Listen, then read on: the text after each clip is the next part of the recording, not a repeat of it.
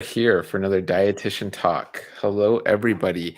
Really briefly, today's topic is all about plant-based nutrition. This is Plant-Based 101, answering all of your plant-based questions. My name is James Marin. I'm an integrative registered dietitian, environmental nutritionist, and the co-founder of Married to Health.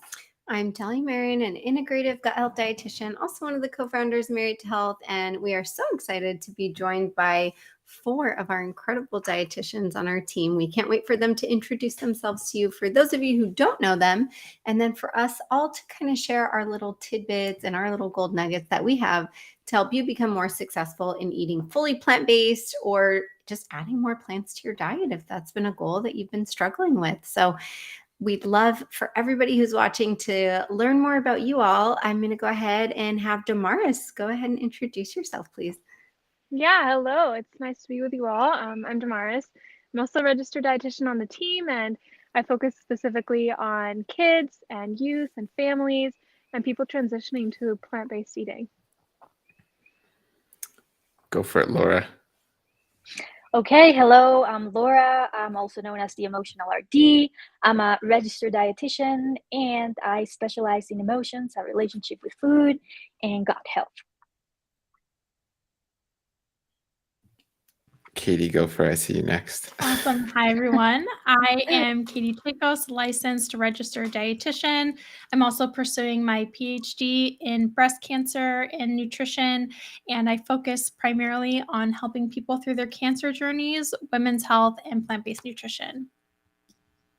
Hi everyone, I'm Rachel, also registered dietitian, and I focus on integrative gut-centered nutrition, SIBO, and IBS, and everything gut health.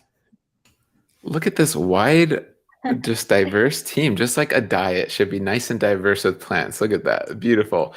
And we have someone commenting, hello from Central Florida. Hello. So for those popping in, this is live. So your comments down below, we can see. We want to answer some of your questions pretty soon as we dive into this topic of just getting started with plant-based nutrition. Where do you begin? I know there's so much confusion. There's so many myths. There's so much information out there. So we wanted to just kind of touch base. You have multiple dietitians with multiple different specialties and experience all here to kind of give our tidbits, to share our perspectives, and as well as evidence-based data on plant-based nutrition. So this is very exciting. Again, if you type your questions, or if you're watching this later on, you can also comment down below with what topics you want us to maybe hone in more and focus more on in the future.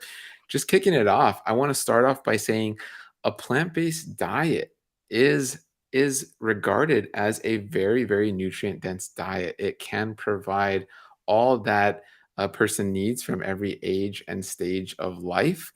The two part to that is, of course, what we get externally, right, from our food and our environment, and then what we can make internally, right? So our body also produces nutrients and beneficial molecules for our body and to provide optimal health. So both of those are obviously intertwined. They're working in conjunction of we're taking the outside world and putting it in us and transforming it in all the ways that our body needs to see and speak and hear and smell, and all of these amazing things our physiology does. So it's amazing. It's a miracle, I think. When you study physiology, it's like, wow, I can't believe our body does all these great things. So that is the oversimplification of that interplay, and then it can get way more complicated as we dive down, of course, as we get into the gut microbiome and beyond. But overall, if you are getting a diverse plant-based diet, you are going to meet your needs. It is very, very difficult unless you are on like a mono meal fruitarian diet where it's like, I'm just going to eat bananas for this month. Don't really recommend that. So if those are the plants you're going to get, then you might be deficient, or you're likely to be deficient. So this is why we say a diverse and wide-ranging plant-based diet is key.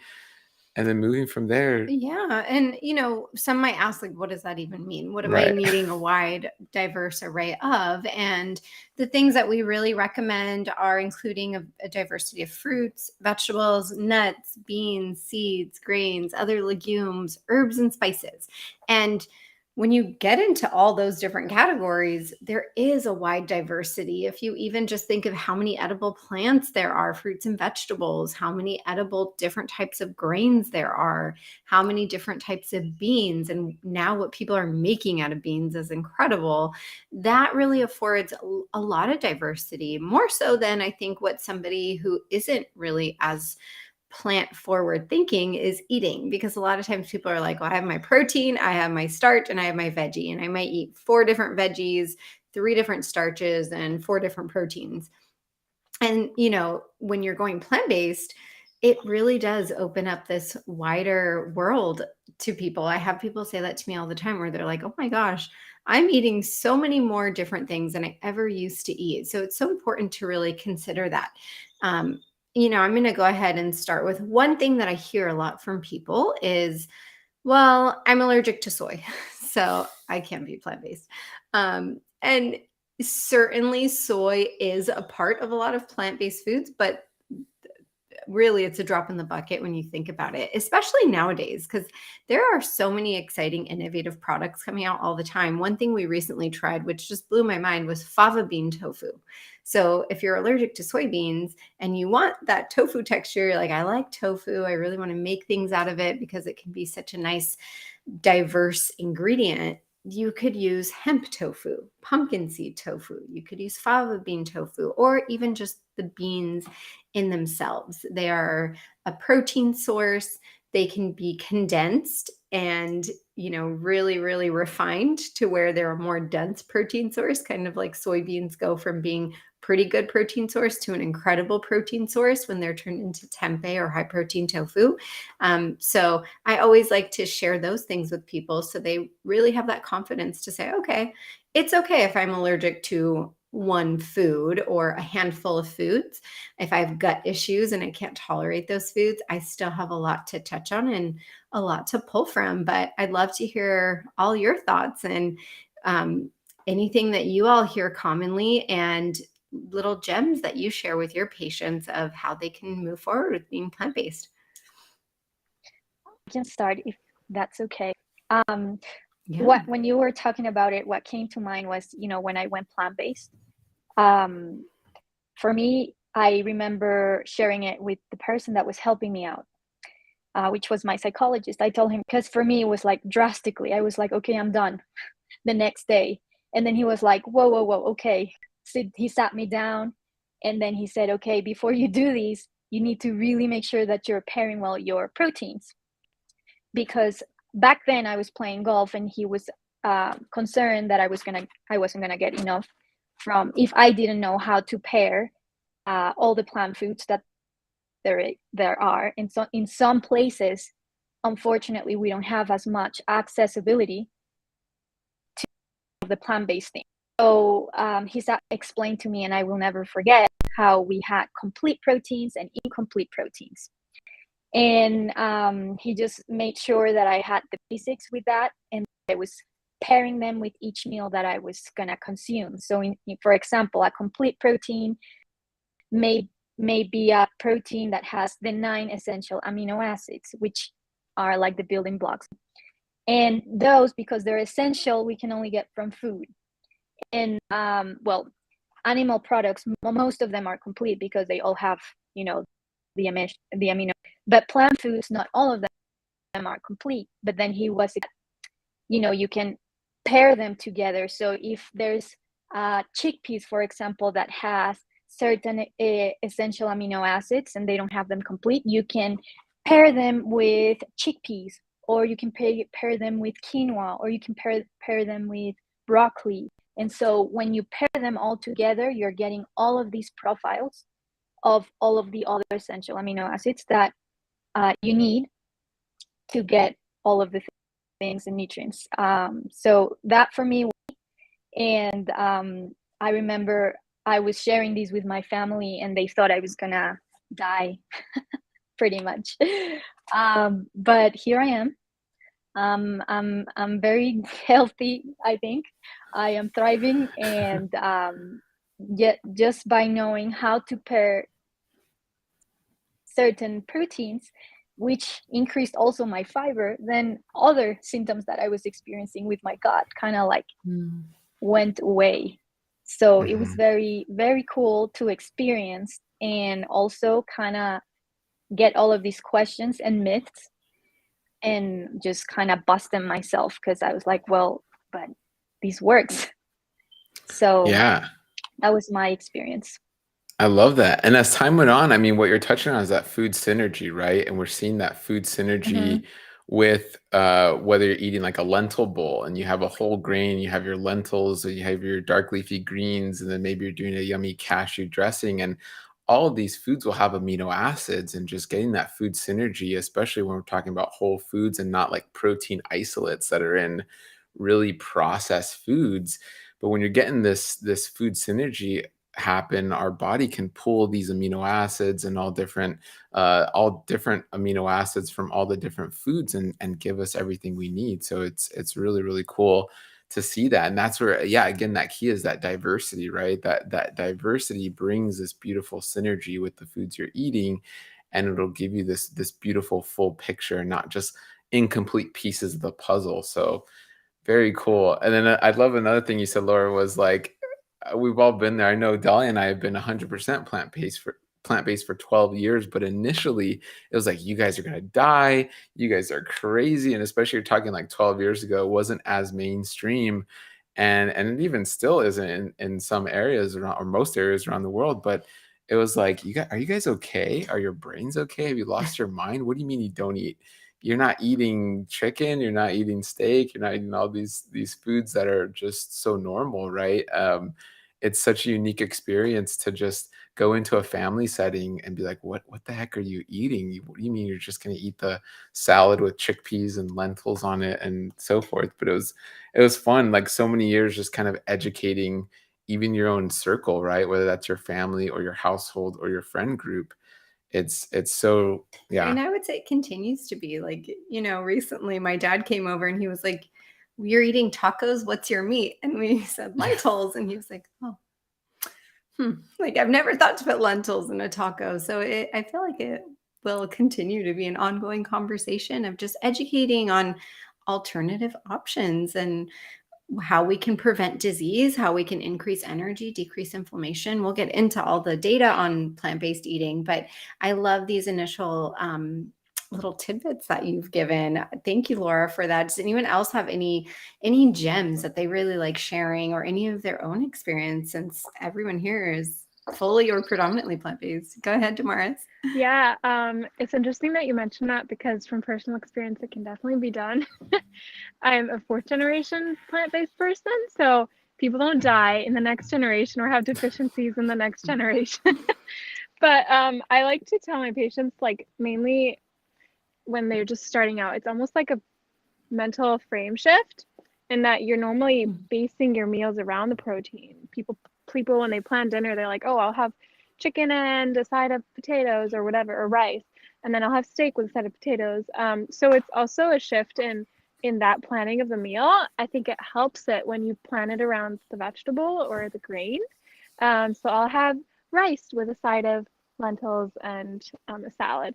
And then I really encourage, that balanced plate of like half of it being fruits or vegetables for anyone, including whether you're not you're plant-based. Is I love to tell somebody, just start by adding any plants, any fruits or vegetables, especially when you're eating a salty meal. I love to tell them, just add any kind of salad, even if it's not like a salad dish, but just like tomatoes, pretend it's a salad, cucumber salad, like just starting it off like that. It's just an abundance. It's like perspective of abundance, and it's a little bit of a mental shift. I love that. I love that. Yeah, we're always echoing just adding, right? I mean, it's like before, it's not really like these extremes of taking away and removing everything. It's sometimes just adding to what you already have, and building on what you already know. And then when you find like, okay, yeah, I don't need as much chicken as I once was. And even from personal experience, I would get like 250 grams of protein a day. I was like trying to build all this muscle. It's like, I don't really need to eat like 6 chicken breasts a day and like half a dozen eggs a day. It was a little excessive, right? And and just kind of shifting that perspective and realizing, yeah, I can just build upon with more plants and add with more plants. I love that. That's very cool. And on that, just as we splice in some comments and questions that we're seeing, um, is there a resource to know what to pair foods with? So it is this idea of like, what the heck do I eat and how do I build? Just kind of like what you, Damaris and Laura, what you guys are saying. And for us, I know in our practice, we have a great handout that is on just building your plate, right? And just understanding like, okay, if I'm eating on this plate, what should it be made up with? And then you can kind of insert from there, whether you're having forbidden rice or quinoa as a grain, or wild rice, or you're doing lentils that day, or you're doing black beans that day, and just building on this idea of like building this plant-based plate. And then if you do decide like I still like to eat some chicken or something, or maybe I have my own chickens in my backyard, and that's making up a smaller section of the plate as time goes on, that's beautiful because you're just learning how to incorporate that diversity onto that plant-based plate. So really, we try to break it down as easy as possible into just sectioning your plate and building on that plate with cruciferous and leafy greens, with the legume family, with the fruits and the veggies, right, and the nuts and seeds, and just building that plate, and then just mixing and matching as you go to make it a little bit more simple. But beautiful, love that, love those tips.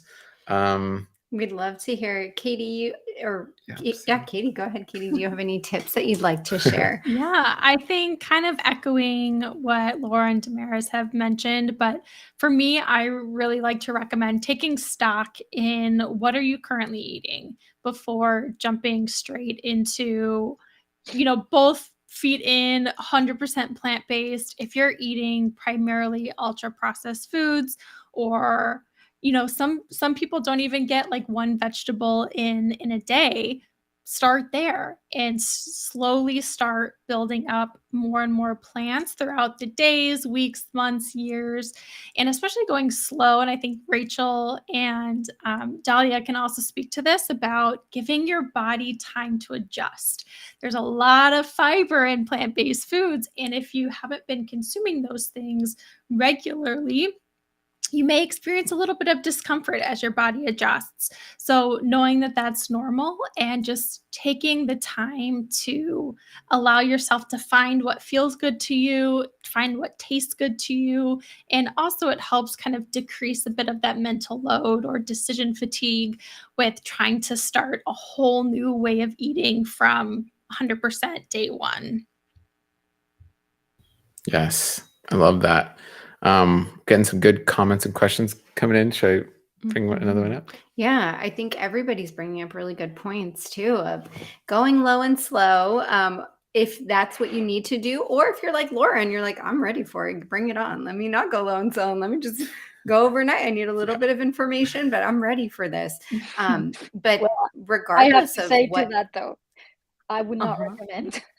Now that I experienced it, I mean, if you go all in or all out, it's just an extreme, and it's restrictive, and it's just with the relationship of your food as well. It's like all of those things matter. So I would definitely take the approach of slow and steady. There's no rush. It's not a sprint, it's a marathon.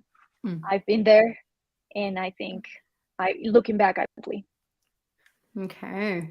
I love that. And that was us too. It took us like 2 years building up to it took us like a year and a half at least to be like, I think we can do this 100% plant-based, and then probably fully 2 years before even going 100% plant-based, and then continuing on that journey. And it was definitely low and slow for us as well. Yeah. So yeah. Rachel, do you have any little tidbits that you like to give? And then we'll get into these great questions that people are asking. Sure. Yeah. I mean, I'm definitely on the same lines as everyone else. I like to tell people, similar to what Damaris was saying, like focus on what you can incorporate. I remember like when I switched over, there's always that question of, well, what are you eating? And I feel like I could count on my hands what I was not eating versus the long list of foods that is available to eat. So it's kind of that framework of like our mind cannot grasp the negative. I can't tell you not to think about something. You will think about it. So rather like put the focus on what you can have and start there. And there's probably so many different types of foods that you have not experienced before, and think of it in that way as like a journey of what you can incorporate into your life rather than what you are cutting out. I like that approach as well. I love that. Yeah, beautiful. I love that. Where do you want to start? We got some really great questions coming in. I think that this is a great one to start with to kind of answer some of these main questions. And I love that this person is asking this, because one thing people often ask is, well, if I go vegan, I have to take supplements and I don't want to have to do that. And yes, it is recommended that if you are fully plant-based or predominantly plant-based as well, you are taking vitamin B12, just because in animal protein, they're either fortifying their feed with it, or if they're eating grass and soil, B12 is synthesized in the soil microbes. It's not actually being made in the animals themselves. They're really just kind of a delivery system for it. So if you are cutting out animal products, you are going to want to supplement vitamin B12. Most people, plant-based or not, I have found in my 10 plus years of being a dietitian, they do need vitamin D anyways, but because on a plant-based diet, one of the main sources of vitamin D is either fortified plant foods like plant milks, or tofu, or mushrooms are a natural vitamin D source, but those aren't necessarily abundant in people's diets on a regular basis. So you do want to supplement with vitamin D. And then you also do want to get in omega-3s, especially again, if you are not consuming any high-fat fish and you're not consuming omega-3s in that way, you are going to want to, yes, eat omega-3 rich foods. So definitely eat chia, eat flax, eat hemp seeds, avocados, walnuts. You can have olive oil, avocado oil if you want to get some omega-3s in. But I do recommend adding at least 500 milligrams of EPA, DHA, algae omega. So that's my recommendation. Just use that as an insurance policy, so you know you have that foundation, and use food to build up on it. But I'd love to hear what anybody else has to add to that, or if you have any other favorite omega-3 foods that you really loved adding in. I can jump in. I just want to echo what Dahlia said, where I do like the algae-based EPA, DHA supplements as that insurance policy. But in addition to that, I really love flax. Even from a breast health perspective, it doesn't just have that omega-3, that ALA. It also has other phytonutrients that help reduce the risk of breast cancer, called lignans is one of those phytoestrogens and phytonutrients. So I really like to not just have that supplement for insurance, but also make sure to get in that flax too. Yeah. And what's really cool, omegas are a really interesting topic, and it's we have that conversion rate, right? We are changing certain fatty acids into other beneficial fatty acids. Just that conversion rate is so variable, and this really speaks to the individualized approach for each unique person. Someone's like, yeah, I'm eating chia seeds and flax seeds and walnuts, and I feel great. My omega levels are wonderful, and it's like, well, how much are they eating? Maybe they're eating a lot. And literally from the next person to the next, someone could be eating the same chia, walnuts, and flax. The next person's eating the same amount, but their omega levels are completely different. And that is your conversion rate. And it does even interplay into your gut microbiome. How robust and healthy is your gut microbiome, your liver, your inflammation levels, which we're seeing a question on inflammation, which is interesting. We'll get into that. But you see this individualized nature of each person. And so, yeah, why not do that insurance policy with algae omega? We do that as an insurance policy while still eating all these wonderful omega-3 rich foods, and then building up that liver health and the gut microbiome, and ensuring a healthy conversion rate, and kind of hoping for the best on that conversion rate and going like, yes. But yeah. Mhm. Anybody else have any favorite omega-3 rich foods that they like to recommend and incorporate themselves? I think you mentioned most of them. I was just thinking about B12. And Yeah. what came to mind for me was that's why it's important to also, I don't know, work with someone as well and get tested, because sometimes we don't Yeah. even absorb the nutrients in the first place. So we might get supplements, spend all this money, and our body's not even absorbing it.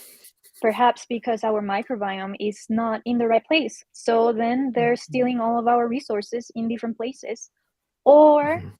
we're not our, the barrier is just not, it's leaky or whatever, so there's inflammation, so then we don't absorb enough nutrients. So I think it's Mhm. very important to figure out where you stand first, and if you need supplementation in the first place before you start investing this money, because sometimes even if you take it, you might not absorb it, and maybe you may have to get an injection that goes Right. straight into your bloodstream. So Mhm. yes, and about B12, you can also do like nutritional yeast. I think that one is really high on B12. Mhm. However, again, it's like it depends where you stand in your health journey, because Mhm. if you if you struggle with histamine, then yeast is not going to be the best for your symptoms. So again, I just think it's important to, I know we can do many things on our own and Mhm. we can do a lot of trial and error, but sometimes we really do need to invest our time, energy, and resources in someone that knows, so that they can guide us properly and we're not just trying and just randomly and figuring it out by ourselves, because then it's a waste of money sometimes, and time, frustration, and yeah, I just had to say it. Mhm. And I feel like, yeah, Rachel and I also see that working with GI patients where they're saying, I've been taking my B12, my levels are still so suboptimal, or I've been taking vitamin D, or, my iron just keeps dipping lower and lower. And we do know if somebody does have bacterial or other microbial overgrowth in their small intestine, just like we need those nutrients to thrive, they do too. So oftentimes when somebody does have overgrowth in their small intestine, they might struggle with those. So that again, I think Laura, you bring up a really good point. If you don't know where you stand before going into plant-based, we always suggest getting tested, either with your provider. There are other companies as well doing cool things, like Complement just launched their insight testing, and they do test for all those things, BD, omega-3, they test for iron, inflammatory markers, different things like that. So that could be a cool way to see, okay, before I start this, where do I stand? And then where am I after 6 months? If the needle's not moving, like Laura's mentioning, really work with the team to investigate why. Oh, maybe it is that 15 years of gut issue that I've had. Maybe that is why my iron levels have been low, or maybe that is why my B12 levels are low despite me supplementing, or maybe I have a genetic mutation and I just don't convert very well. I personally do. No, I do supplement with B12 orally every day, and my doctor identified I do have a genetic mutation where I do not activate B vitamins. So I do get an injection every couple months, and that keeps my B levels healthy. So there are always other ways where you can feel optimal and do these things to make sure that you're getting in optimal omega-3s. And yes, your doctor can check your omega levels as well. Most commercial labs, whether you go to Quest or LabCorp or others, they do have a way of checking your omega-3, your omega-6, and your omega-9 levels. They can certainly check your vitamin B12, or what's called methylmalonic acid is another marker of B12 status. They can check your vitamin D3, your iron, and just make sure that you are getting in what you need to get in. And if you either are getting in and not absorbing it, or you're not getting it in, then you can always reach out to a registered dietitian for some help when you need some optimization there. And this is quite the root of a lot of this back and forth we see for anyone participating on social media. It's like one person's recommending nutritional yeast, and another one's like, no, nutritional yeast is horrible. Another one says, eat soy. No, soy is bad for your thyroid. And another one's saying, eat leafy greens. No, those are cruciferous and they have oxalates, so it's like, and you start to get the feeling, well, what the heck do I eat? And this is where what we all have to realize to kind of pull this root out and go, oh, I see where this root's coming from, is that we're all different, right? Yes, if you're in dysbiosis, that food is going to treat you very differently than someone who's not in dysbiosis, who has that eubiosis, a better microbial balance. And the list goes on and on from there. So there's so much nuance, and we have to understand that, not get caught up in the absolutes. Don't ever eat soy. Don't ever eat nutritional yeast. Don't ever eat that. It's like, well, no, understand, what is behind that? What is the context there? So And very important. why that person's saying that. Maybe they can't tolerate nutritional yeast, but that doesn't mean that nutritional yeast is horrible for everybody. So if you're listening to somebody or following somebody that's making these blanket statements, you really want to ask yourself, does that even apply to me? And if not, just disregard, unfollow, move on, and really don't let it affect your day, because you will find that you can feel overwhelmed by it, but the data is very solid, and the data is very clear that plant-based, whatever nutrients they're comparing, they can be extremely comparable. And we'll get into this as far as protein goes, because I know we have a question. But when it comes to diabetes, when it comes to cancer risk, when it comes to cholesterol, certainly that's one of the top that the studies are conducted on. When it comes to body composition management, they have shown time and time again that those following a plant-based diet end up with much improved levels if they changed over to plant-based during the time of the study, or when they're just comparing groups of those who are plant-based versus not. There was an amazing study that was conducted by Dr. Barnard, and they were looking at blood sugar levels in individuals with type 2 diabetes. And in these two groups, they had one group following the American Diabetes Association diet, and the other group, they had them following a plant-based diet. And at the end of the study, they showed both groups consumed about 400 fewer calories overall, because that was instructed on the ADA, the American Diabetes Association diet. Those plant-based kind of just naturally consumed less calories. The ones consuming plant-based diet actually ate 152% more carbohydrates than those counting their carbohydrates through the American Diabetes Association. And they had lower hemoglobin A1C, 71% improvement over those following the American Diabetes Association diet. They had lower blood cholesterol levels, especially total cholesterol, LDL, better HDL. They lost more body fat than those following the American Diabetes Association diet, and just had overall better outcomes. So there's study after study that is consistent with this, that a properly planned plant-based diet can be very conducive to your health. So yes, even though you're adding a couple supplements, hopefully it prevents you from adding medications. And if you do need the medication, then hopefully it helps you decrease the amount of medication that you need and the variety of medications that you might need to manage different disease. Not that there's anything wrong with taking medication, but if we can prevent things, that's always a goal. Yes. I think this, another question/comment coming in. I keep seeing things on how plant protein isn't the same as animal protein. I feel like there's more to those claims, though. Can you guys touch on that? Thank you. What's beautiful, I mean, kind of leading into this is just like what we're saying. It's not that, we want to really give context behind this. It's really our kind of method when we went more plant-based and started eating more plants, and eventually 100% plant-based, was just, what's a low risk diet, right? How can we minimize risk and optimize more nutrients and get that synergistic effect of food, get as many nutrients as possible? And it's important to give context to the idea of animal protein, right? Just as I'll share one stat, then I want you all to kind of get into this.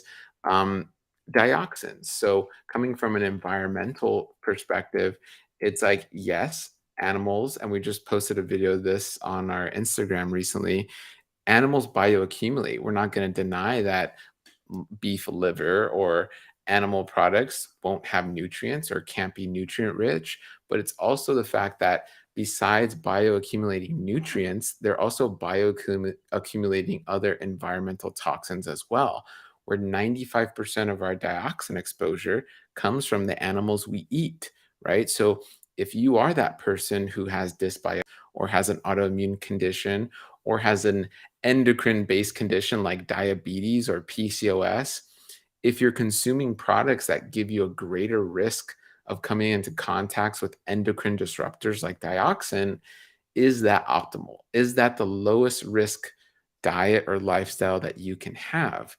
And we would argue no, like you can get wonderful plant protein without the excessive risk of dioxin exposure with plants, right? So just putting that one kind of puzzle piece and one piece of context in the huge map of context. But what do you all think on this comment? Any comments or thoughts? Damaris, go ahead. Oh, it's all good. Yeah, it's actually an interesting question, and I do think they are a bit different. But like Laura said, when you are making sure to have a variety in your diet, you are getting all of the essential amino acids. So the biggest difference is that animal proteins usually has all of them in this one product, and with plants, sometimes some of them are lower. So, but it's interesting, even not just the same meal. If you have it throughout the same day, if you have a grain and a legume on the same day, you're still going to be able to chemically process it to provide all the essential amino acids your body needs. And then the other difference is actually that plant proteins usually come packaged with fiber and carbohydrates and vitamins and minerals that are not present in meat. And so it's almost always a whole package, unless you're buying seitan, which is wheat protein, or like protein powder. Usually it comes as a complete package. And what we've seen in nature is when it provides something for you as a complete package, it's because there are benefits to it. Same with the protein. When you have fiber with it, it provides food for your gut and all of these other things. So it is a bit different. And the only thing you'd really try to consider is having variety in your day, making sure that you do have sources of protein. But yeah, it is different, but it's not bad. Love it. And to add to what Damaris was saying with fiber and protein, I think that's where kind of this question is getting at, that you may hear that the fiber will decrease the absorption of the protein. And although that is true, it's not as big of an effect as people make it seem. So the recommendation for protein is 0.8 grams per kilogram of body weight. And so if you're eating a plant exclusive diet, you might be eating a little bit more than that. It might be 1 gram per kilogram or 1.1 or 1.2, which adds up to be not really a whole lot more. So thinking back to, okay, but it has the fiber, which most Americans are not even meeting half of their fiber requirements. So having that whole package where you know, okay, I can get my protein, I can get my fiber, and I can get my nutrients from those foods, is all the better. And from a cancer perspective, red and processed meats are recommended that we eliminate, if not severely limit our intake of, due to the risk of cancer. So going towards those plant proteins in terms of risk reduction for not just cancer, but a variety of diseases is really the way to go.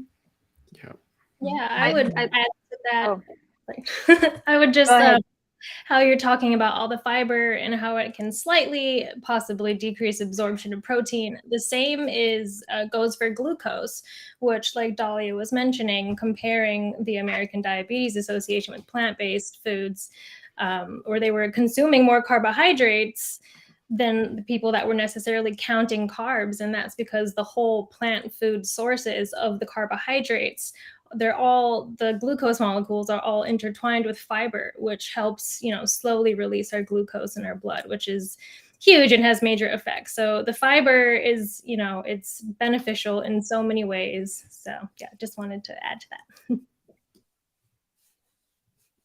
I was gonna add, I think it's important to know that the message, I think, for this life is, if plant animal protein works for you. It's not about this is bad or good. We're not demonizing foods here. We're just simply saying add more plants into your life, because it will help your gut, because your microbes thrive from fiber. But it doesn't mean that because you're eating animals like just a little bit here and there, or because it doesn't mean that you're, I think this is where most of the confusion comes, is because we have very polarizing information, and everything is in one spectrum and in the other spectrum. So we have all the extremes. And I think at the end of the day, it really comes back to you into what's the thing that best suits your body. Because for some people, plant-based is not going to work, and that's okay. It doesn't mean it's a bad thing. But for others, animals won't work either. So it's just really taking it in an individual way, and really just the message is add more plants, because they're very beneficial for you and for your microbes, and all these other systems in your body will thank you for it. Just wanted clarity on that. Yeah. At the end of the day, it's eating predominantly plant-based if that fits in with your values, your goals, your health needs, or eating more plants if 100% is not, like Laura said, maybe it's not accessible for you, or maybe you don't have the variety of different foods that are going to help you thrive where you're living, or maybe you have multiple allergies or intolerances. But when we're talking about protein and just kind of going back to the essence of the question, there's been many studies, but there was a really good study that just came out this year, and they compared building muscle using plant protein exclusively versus animal-based, milk-based protein. So they had split up participants into two groups, and they had both groups consuming 1.8 grams of protein in phase 1 of this study, and compared their workouts, and they were very comparable. In phase 2 of the study, they had them bump up to 2 grams of protein per kilogram body weight. So very, very high protein intake. And I feel like when people are thinking about building muscle and they say, I had a really hard time building muscle on plant-based diet exclusively, it's usually because most people, when they are focused on building muscle, they're adding things like protein powders, creatine supplements. They're eating a really high protein diet. And like Katie said it, I believe, when you're eating fiber, it is going to just fill you up a little bit more. So if that's your goal and you're going for that muscle synthesis, just because you're plant-based, it doesn't mean you can't use a protein powder. You can still use a pea protein powder. You can use a pumpkin seed protein powder, sunflower seed protein. You can still add that additional protein that's not going to be as high fiber and not as satiating. So you can make sure that you're hitting those higher protein goals if that in fact is your goal. But when they did this study and they had them bump up to 2 grams of protein per kilogram, they found that there was no difference in performance when it came to the exercises that they were having them do. In fact, the group that was plant-based was able to have higher performance with incline bench press. And then there was no significant difference in the way that they synthesized muscle. So the muscle gain was very, very similar in both the animal-based protein group and the plant-based protein group. So we have examples of people, anecdotes. We have strong data as well to show that if that is the purpose of eating more protein, is to synthesize muscle, there's no real huge difference there. But, like we said, maybe some differences with plant protein versus animal protein is the fiber content. So if that is your goal and you really do need to eat a high protein diet, want to eat a high protein diet, really seek out sources that aren't extremely high protein. Maybe beans are not going to be your only protein source because the starch and the fiber they contain might fill you up too much for you to be able to eat enough protein to really achieve those goals that you're looking for. So always search for advice on other ways to get in low fiber protein. And to expand really quickly on what Laura said of the idea of someone really having trouble with a plant-based diet, what we found is when we see those people come into our practice. You're just seeing Dahlia and now Rachel for the most part because they're having such severe gut issues. And we're seeing this, they can have very severe reactions. We've had patients who are bedridden who are having just massive histamine reactions, migraines, skin breakouts, and rashes. I mean, our gut, we always bring this back to the gut somehow because we're very gut centric, right? We truly believe the gut is the nexus of all health on this planet. And really, when you are in extreme gut distress, your body can start to leak proteins and leak different nutrients from the plant into your bloodstream and activate an immune response. And it can be all across the spectrum of how horrible you can feel. But we have also seen those same people really try to integrate some better practices and go low and slow with plant foods and just kind of rebuild the structure of their gut, both the innate and adaptive immune system. So it can get pretty complex. And we see this kind of regrowth of healthier species in the gut and then creating that what's called eubiosis, that homeostasis, right, of the microbes. And then it's completely different now when they eat a Brussels sprout or when they eat, some cabbage. It's very different from, let's say, 6 months or a year ago before they had the help of a registered dietitian, right? So, and I think that that's a good brings question. that segues nicely into this other question that we got. With leaky gut, we know inflammation is highly involved with intestinal hyperpermeability, aka leaky gut. But what are some optimal foods to fight inflammation? We'd love to hear all of your favorite foods, and that is where one area in which plant-based really is king when it comes to high antioxidants and anti-inflammatory. We'd love to hear some of your favorite foods that you like to recommend to help fight inflammation, especially plant-based sources. Well, I can start, I guess. Sounds like omega-3s, as we just talked about, good one. they're potent anti-inflammatory, and we don't necessarily need to get them from fish. We can also get them through algae, and we can find them in supplement form or through food, as we already mentioned, through hemp, chia, flaxseed. I don't know if someone wants to fill in more of those. Those are the things that came into my mind. And then I would also seaweed. Thank you. And also I would add spices and herbs. They can be very helpful with. You took mine. Oh man, no, sorry. Turmeric and ginger are my favorite. And we talked about synergies too, so we need to pair them, like for example turmeric, we need to pair them with black pepper and a fat source so that it can be easier absorbed in the body. And ginger, I mean, even in traditional Chinese medicine, ginger is huge. And those are my shares.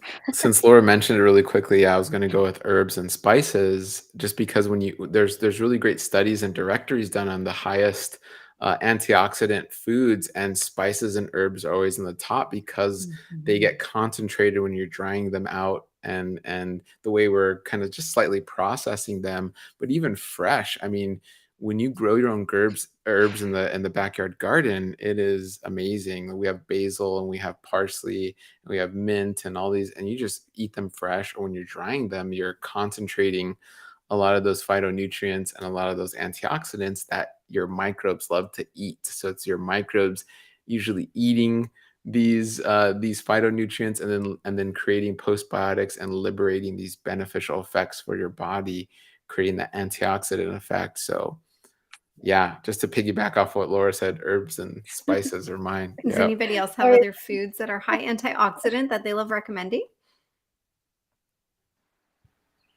For me, I love berries. They're such an easy way and a very low sugar way to get in a lot of fiber and a lot of those antioxidants. Yeah. And really my favorite way to make sure that I get them in and also get them in a cost-effective way, because they can be a little bit on the expensive side, is buying them frozen and putting them in a smoothie. And for me, that's just a quick, easy way I can take it on the go with me while I go to the office or go kind of about my day. And one other thing that I have mentioned a couple times on these lives, because it's just my favorite, is to add any extra smoothie that you have into a popsicle mold. So you have it as like a quick nice sweet treat any time of day, great for kids as well. And so that's just my favorite thing because the weather is finally warming up here in Chicago. So I'm ready to go with that. You've been making your smoothies all year. Your smoothie popsicles. I love it. Perfect. Damaris, I'm do you gonna have pull some? out. Yeah, I'm gonna pull out one that people either love or hate. Garlic. Garlic is just so potent. It feels inflammatory in your mouth, but it does the opposite in your body. And But your yeah, if breath. you love it, definitely incorporate garlic. And then the other one I thought of, I always encourage people to fall in love with salad, leafy greens. And that really has to do with the dressings, especially with kids when they don't like salad. Vary the dressings. Maybe they didn't like one dressing, so try another one. Try making something with tahini or olive oil or just lemon. So yeah, that would be my recommendation. Something that we haven't mentioned because all plant foods are anti-inflammatory. I know. Yeah, my favorite is, like Katie, is berries, but I also wanted to mention to avoid foods that are inflammatory, as opposed to necessarily just fighting the inflammation. So not eating so many refined carbohydrates and limiting alcohol intake and just limiting the items that are going to cause inflammation, and then combine that with anti-inflammatories. Love it. Such a good point. I love, love, love all these suggestions. I think inflammation is a big buzzword. And, I always say we shouldn't fear inflammation because a little bit of inflammation is good. It really alerts our immune system, it alerts our body of an area that needs repair. When we exercise, especially more intense exercise, that generates a little bit of inflammation, but that's good because you're going to break down muscle that can be built up even stronger. Sometimes when you get sick, it can almost feel good because your immune system gets a little reboot and a little reset, and you come back and you have a stronger immune system that's now a little bit more trained. So inflammation isn't always a bad thing, just like fire isn't always a bad thing. A little fire is good, right? We can cook on it, we can stay warm by it. It's really when we start adding too much fuel, too much inflammation, and that fire really gets out of control and starts damaging things. So I love what you said, Rachel, to try to avoid some of those lifestyle habits that really add to inflammation. We do know things like smoking, alcohol. I love that you said that because I feel like so many of my patients struggle with that. And it's like, we really got to try to reduce your alcohol intake. A sedentary lifestyle without much exercise can generate its own inflammation. Body composition, we do know that having more adipose tissue will generate more inflammation. So having higher percentage of body fat will generate generally more inflammation. We do know as well that highly refined foods, excessively refined carbohydrates like sugar sweetened beverages or refined sugars, highly refined grains can generate a little bit of inflammation. Excessive saturated fats can generate inflammation as well. So I love all of the foods that all of you gave and great ways to fight inflammation. I would say mine are high vitamin C foods. And a lot of those that you mentioned are high vitamin C.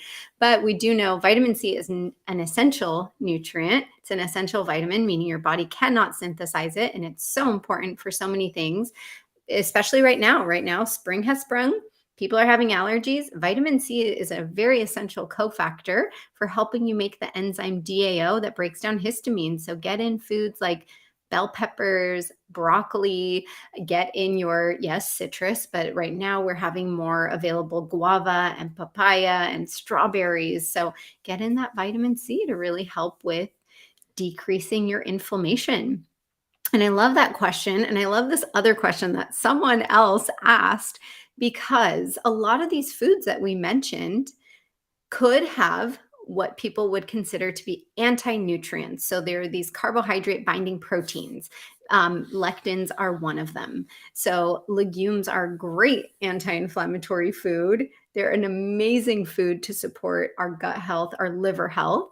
And they're food that does contain lectins. Again, these carbohydrate binding proteins that are in them. So a lot of people think, oh, well, that's bad. It's an anti-nutrient. That's what a lot of people have called them.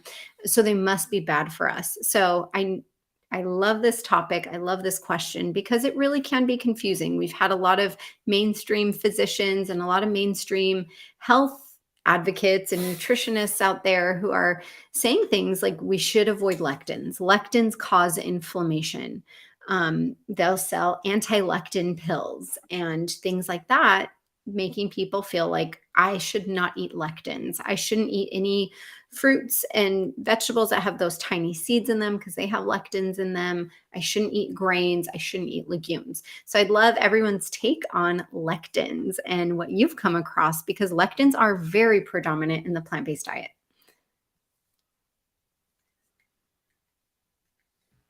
I can start. For me with lectins, I tend to think legumes. And yes, lectins are very high in legumes, but they go away essentially when you cook them. So we don't eat raw beans. I don't even know if I could chew a raw bean. They're very hard. Don't try it at home. Don't try it. Yes. And so make sure that you're cooking your beans thoroughly. They should be soft and squishy. You can also, if you can't cook your beans from scratch, canned beans are okay. I like to give them a bit of a rinse. But in terms of our gut health, if you're having trouble with beans, you can try, again, cooking them from dried, or you can sprout them as well. There's a bunch of different ways you can cook your legumes, but you want to make sure that they are cooked thoroughly so that you kind of decrease the amount of lectins in them. Love that. Agree. On that note, just a tiny tip.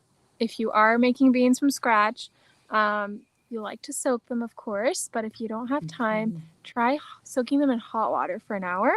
You essentially like turn on your tea kettle, soak them in hot water for an hour. That'll also do the trick to make sure that it cooks faster as you're boiling it. But yeah, I echo Katie with her cooking method. If you cook them, you basically remove them. Mm-hmm. Any other comments on lectins? No more comments from me. I have a comment. Go for it. Just because I think it does really polarize people again, because we do hear a lot about blue zones, and these are areas throughout the world in which people they have a high really saturation of people who live to at least 100 years old and are centenarians. And so they do find that in most of these areas, most of these blue zones throughout the world, they eat lectins. They eat a large amount of lectins where they're eating large amounts of legumes. So how is that these populations, who are some of the longest living in the world with quality of life, they're not just like living on machines, they have quality of life. How are they living so long when they're eating all these lectins? And they actually did some really great studies on this. There was one in particular. Again, they took two groups and they measured inflammatory markers. In one group, they had them eat a lectin-free diet. And in the second group, they had them eat large amounts of lectins. And then they had them cross over. So the group that was eating the lectins stopped eating lectins. The group that wasn't eating any started eating them. And what they found was the group that was eating lectins had lower inflammatory markers when they were eating them. And once they stopped eating them, their inflammatory markers went up.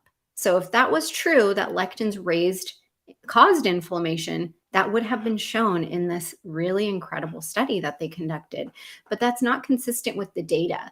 I do feel, and this is just my hypothesis, I really hope a study comes out on this, but working in the realm of gut health for many, many years now, I think what happens with lectins is that a lot of these lectin-rich foods are very starchy foods.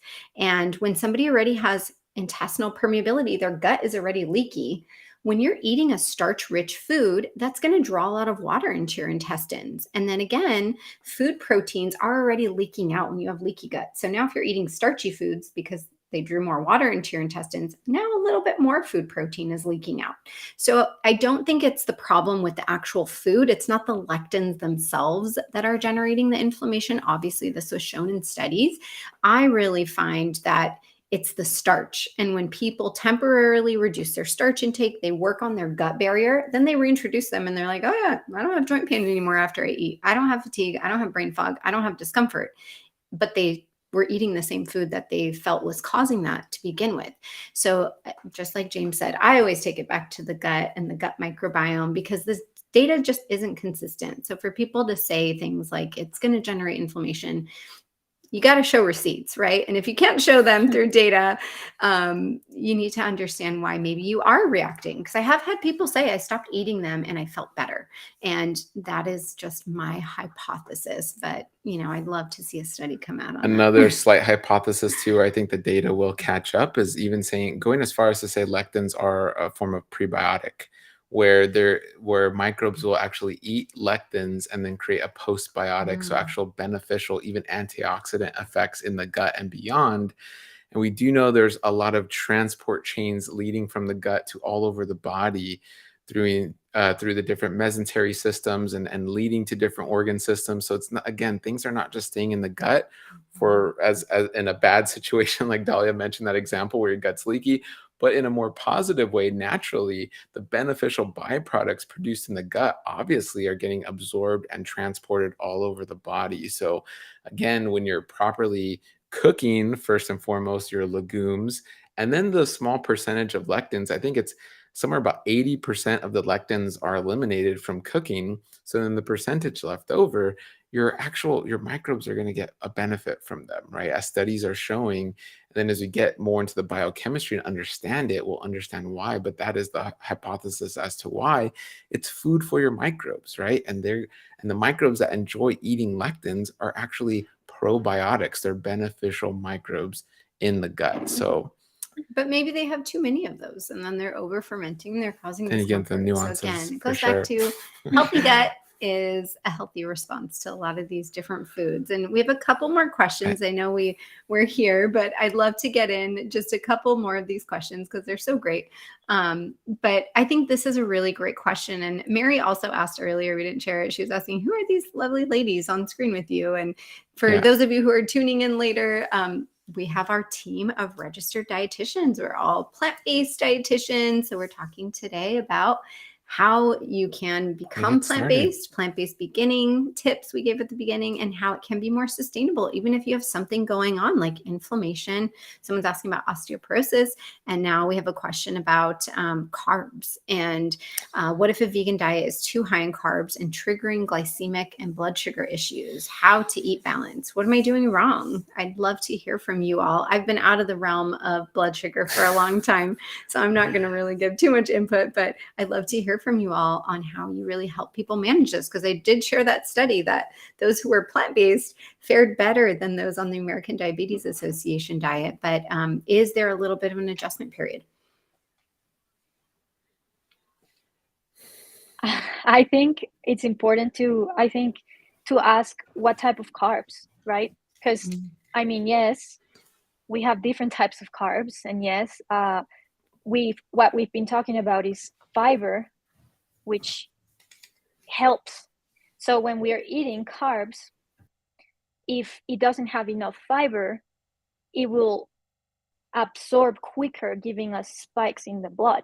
Like it goes really high and then it goes really down if we don't have that fiber to help slow down the release of glucose into our blood sugar. So I think it's important to, pair your good proteins together. Fiber, like we were just talking about, legumes, they are really high in fiber, and if you combine them, they can give you all of your amino acids. So now you have your protein, you have your fiber, and then if you added a dressing with olive oil or avocado, now you have your fats.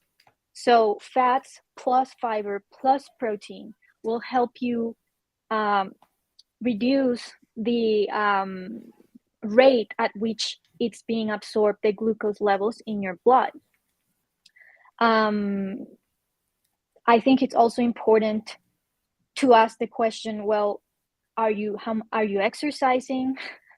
Like what's going on? Because it's not just food, right? If we're constantly exercising and doing cardio, then our body's stressed, then we have cortisol, and then that increases our blood glucose as well. So it's really asking the questions like, what type of carbs are you eating? And if you're pairing them correctly, are you hydrating enough? Are you mixing in movement that is more calm and soothing, or are you constantly doing cardio? Also, how are your stress levels? because stress, also increases our blood glucose levels. So I think as registered dietitians that work in an integrative practice, we got to ask all of these questions, because it's not just food and it's not just plants. I think the fiber and the pairing is very essential. I think Laura gave a great preview of an initial visit in our practice of just asking all these questions from literally your birth to where you are now. Like, what's been happening? What are you doing in lifestyle and emotions and physical? We do ask a lot of those questions, because it's not just like, okay, what foods do I eat? My blood sugar is all over the place. Well, what's happening with all this context, right? Again, we kind of go back to context. So very, very important. All those points, Laura. That was great. And these are things that all of the dietitians review in our visits with people. So, Mary's asking, do you all give a list of foods highest in fiber from order of most to least? We do have a resource on that in our practice, and that's something that we can share during one of our visits. So absolutely, we try to share as much as we can here during these lives and online, but there's only so much we can say and fit in. There's only so many hours in the day. Yeah. But we'll end it with just this one last question on can you heal osteoporosis through food? And I'm going to just start by saying that depends. There's different levels of osteoporosis. So it depends. If you really are just newly diagnosed, you went barely from osteopenia to osteoporosis, there is a chance that you can build back some of that bone density through adding calcium to your diet, vitamin K, vitamin D, weight-bearing exercise, resistance training, things like that. But if you have severe osteoporosis, you may need some assistance with that, maybe a medication, something to modulate some of your hormones and things to help reduce further bone loss. Dahlia picked a doozy to end with, because this could be alive in and of itself. And we always take notes on that. These are great questions that everyone asks. So if we have great questions like this, we'll talk about it. But does anybody else have anything to add about osteoporosis? Going off of what Dahlia said in terms of calcium and getting enough calcium, some plant-based sources of calcium can be calcium set tofu, and typically we'll say that on the front of the package. But you also have things like fortified plant milks that often kind of I like to have as like a swap. If you're typically having dairy milk, you can easily switch to a fortified plant milk. You just look in the back of the package on the ingredients and the label. It will say if it has calcium added to it or not. But things like Ripple or calcium fortified soy milk, I really like. Not all of them are fortified, so just take a look. But then you also have vegetables like bok choy and things like that, leafy greens that can be added to your days too. Yeah. Collards and kale, mustard greens. I mean, yeah, there's so many. Checking your vitamin D levels. Yep. And getting in that vitamin K2 to help that synergy. So great tips. And these are things that we talk about with our patients. So whether you're having gut issues, whether you're wanting help with your bone health, your hormones, whether you have been given a diagnosis, whether you want your family to eat more plant-based, this is really why we created this multi-practitioner practice where we're saying, okay, I know what I know about gut health, but I don't know what Katie knows about oncology. I do not know what Damaris knows about supporting families. And I don't know what Laura knows about women's health and emotional release. So we are better when we're collected together. Rachel brings such amazing knowledge about the gut microbiome as well. And we have Vicky, who couldn't join us today on our team, who specializes in metabolic disease. So in cholesterol, in blood sugar, in body composition management. So we love these questions. Thank you to those who asked great questions, attended. We hope this gave some inspiration. It sounds like it definitely did, with this person saying, thank you for all the wonderful information, trying to change from paleo to mostly plant-based, one meal at a time. So I love that. Hopefully you gleaned some great gems from all of these experts who are here, who have not only studied the data, who are experts in the field of nutrition, but are plant-based themselves as well. So Any last closing remarks that anybody wants to give as far as plant-based goes? Or I'd love for you all to just tell people where they can find you and learn more about you. I would add, remember to have compassion in the way. And just remember that even if it's 1% better, even if it means you're adding 1 leaf, if you add that every day, 1 year later, you will look back and you're going to be like, wow, okay, I can do this. And you can find me on Instagram as the Emotional RD, or on LinkedIn, or on Twitter, or on Married to Health. Just backing up off of Laura, I just encourage everyone to be really curious, try new foods, and sometimes that's hard with the kiddos, but don't give up. Exposure. Even if it's just playing with the food, if it's just tasting it, you didn't finish the whole thing. I used to not like mushrooms at all. My mom never forced me to eat mushrooms, but I'd be exposed to it, and now I enjoy them. So there's definitely hope. Be curious, and yeah, if you need help, we'd love to work with you. You can book a session under Married to Health, or I'm also the Plant Transformation on Instagram. And it was a joy. It was joy taking your questions. I'll also say that kind of what we talked about before is that there are no good or bad foods, but certain foods are more or less health promoting, and really going one meal at a time. I loved that last comment. And I can be found at Katie Chacos Nutrition on Instagram and TikTok. And you can also book an appointment with me with Married to Health. Yeah, same. I think it's all like everyone is saying, 1 meal at a time, and just focus on, all of the available foods out there that you can try new, and our taste buds change over time. I I always think of wine and beer as an example, probably not the best example, but probably the first time you guys have tried it, you might not have liked it. And the same goes for a lot of like different plant foods. It's just trying it and trying different preparations. But yeah, you guys can find me on Instagram at A Healthful Ray Nutrition, and also on the Married to Health website as well. So you heard it here, folks, from Rachel. Drink more beer, get crunk this weekend. No, just kidding. All right. Well, misinformation. No. So guys, if you want to learn more, marriedtohealth.com. We really enjoy, these are once a month dietitian talks. Make sure you're subscribed on YouTube, follow along on Facebook or all social media platforms where we live stream, answer your questions. These are your questions. Comment below with any topics you want to see.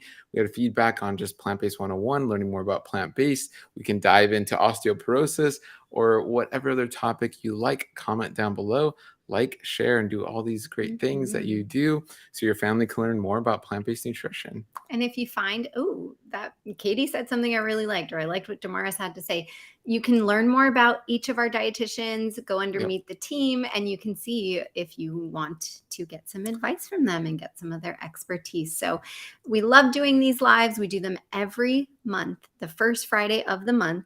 Right? Yes. Okay, it's Nathan. She's I was like, wait, checking what? myself on that. So if you really have a topic that you want us to speak about, let us know. And we're always open to hearing what you all are curious about, because we're here for you. So we look forward to next month's topic.